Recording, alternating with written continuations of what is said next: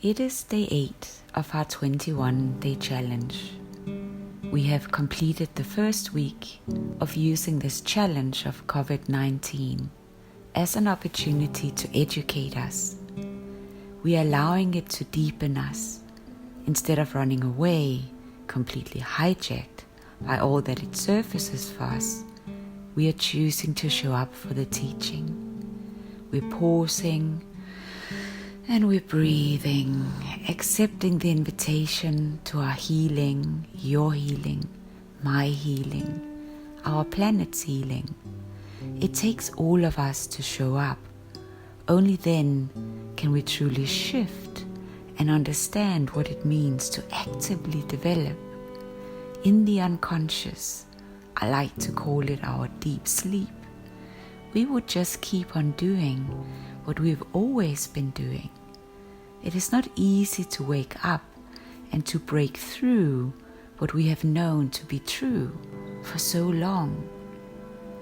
These are the 3 important concepts in the Responsible Individual Depth Coaching Gym that helps us build our trust muscles: acceptance, allowance, and unconditional love. First, we have to meet that within us which resists to accept the situation we're in, to allow it to teach us, and to open ourselves to a space of unconditional being, giving, receiving, and expressing love instead of fear.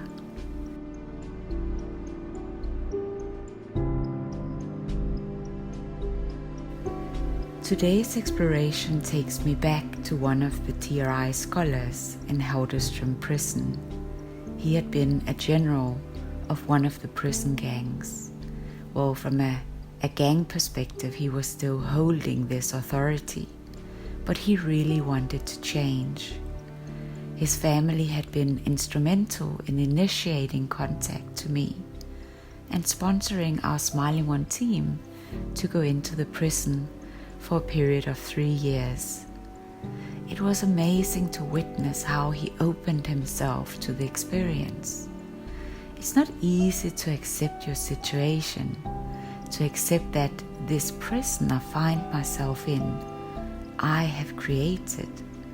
And I'm not just talking about the physical incarceration. I'm referring to the prison of our minds. He realized he had created that, and only he could uncreate it. He allowed the moment, the challenge, to teach him how to break down the walls he had built to protect himself. The walls of perceived safety, him against the world.